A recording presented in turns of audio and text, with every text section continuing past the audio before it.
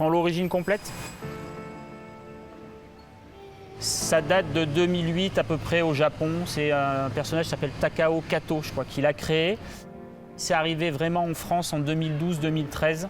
Et on a eu un gros essor jusqu'en 2018-2021. Et là, on est sur un petit peu le creux de la vague. Et donc là, le challenge pour nous maintenant, c'est de se renouveler. L'extérieur, c'est important parce que depuis le Covid, on ne veut plus trop rester enfermé. Et donc, l'extérieur, c'est une opportunité énorme parce que, par exemple, une ville comme Aix-en-Provence, une ville magnifique, ça permet aux gens de découvrir aussi la ville différemment, et notamment les touristes. Si c'est bien amené, c'est une opportunité géniale. Parce que les gens n'ont pas forcément envie de faire une chasse au trésor, ils ont envie aussi de faire un véritable escape game. Et là, ce qu'on fait dans 30 mètres carrés, on leur fait à l'échelle d'une ville.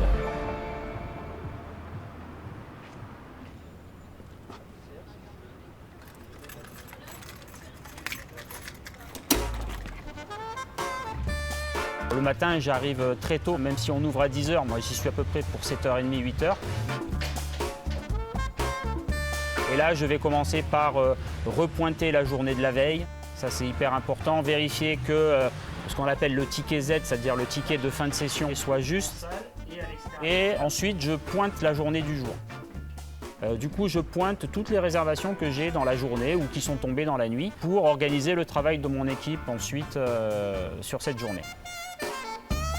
Après, si j'ai des jeux en extérieur, je vais vérifier le matériel que je vais mettre à disposition des clients. Donc là, tu t'assures qu'il y a de l'eau, que les fioles soient toutes correctement remplies. 5, c'est complet, il y a de l'eau.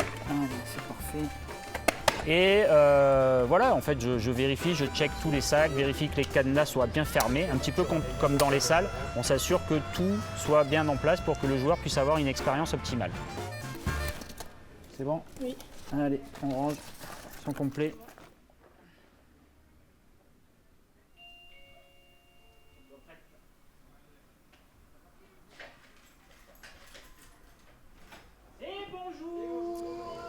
Alors, Opération Mindfall, c'est issu d'une histoire vraie du projet MK Ultra aux États-Unis dans les années 50-60. C'est de la manipulation mentale à base de LSD en fait. Les gens, les soldats surtout qu'ils avaient, ils les bourraient de LSD pour en faire des surhommes. Et donc l'objectif là, c'est d'intégrer une société secrète qui s'appelle le WISE, un petit peu le Mission Impossible en fait locale, qui va devoir empêcher que le virus soit déversé dans le système d'irrigation d'Aix-en-Provence. C'est un jeu qui permet quand même de faire jouer entre 2 et 72 personnes. Donc ça, c'est pas négligeable. Et en fait, on s'aperçoit que parfois, on a des gens qui sont un peu timorés. Quand on fait le briefing, ils sont un petit peu renfermés, ils sont un petit peu à l'écart. Et on se dit, oh là là, ça va être compliqué. Et puis non, au contraire, quand ils sont dans le jeu, ils sont dans leur élément, ils vont se révéler. Et en fait, ils vont peut-être plus être acteurs et ils vont apporter une solution au reste de l'équipe. Ça va les valoriser, ça va les mettre en avant. Et ça, pour un chef d'entreprise, ça n'a pas de prix. Je m'appelle Marie, je suis secrétaire dans une société qui s'appelle Neodoc et qui fait de la rédaction technique. Déjà que dans notre société on est éclaté, donc de choisir un escape pour la cohésion, pour pouvoir réfléchir ensemble, s'amuser ensemble, ça pouvait être une bonne idée.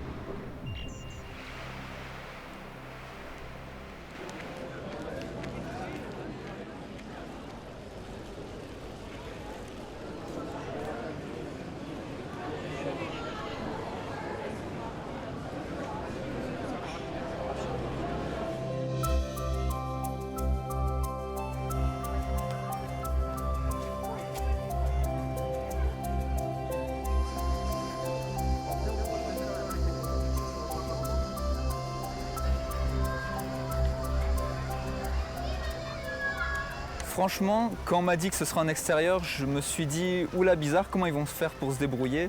Mais ils ont réussi à créer un véritable environnement dans lequel on a pu jouer. En fait, vu que j'ai jamais fait d'escape game, je savais pas trop, j'avais pas trop d'idées. à part me dire que du coup c'était des énigmes dehors. Du coup on s'est réparti les rôles et ça nous a permis d'avancer et de progresser dans le jeu jusqu'à résoudre l'énigme à la fin. On avait un sac avec différents objets. Par exemple, on avait comme un QR code et le fait de scanner, de devoir interagir et de réfléchir à comment les utiliser, c'était vraiment super. C'est vrai que c'est assez ludique, c'est assez marrant en fait parce qu'il y a beaucoup plus d'espace et ça fait beaucoup plus un mood qui est aventurier en fait je trouve. Ce qui était original, c'était que c'est pas en intérieur et vraiment un nouveau défi qui était de réussir à résoudre une énigme en extérieur dans une ville.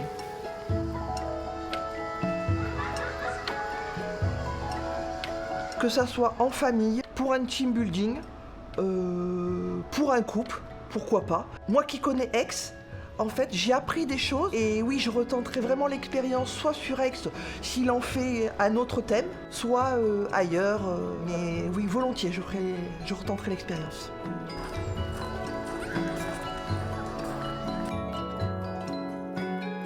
Aujourd'hui, c'est facile et depuis tout le temps, depuis la nuit des temps en fait, on a essayé de faire des grands centres commerciaux sur les périphéries de villes et pour permettre aux gens de venir se garer facilement et trouver tout sur place. Et c'est sûr que c'est une facilité. Le problème, c'est que ton centre-ville, après, il s'appauvrit. Ce qui est important pour un centre-ville, c'est le dynamisme. Et du coup, quand tu viens faire un jeu, après tu peux aller au restaurant.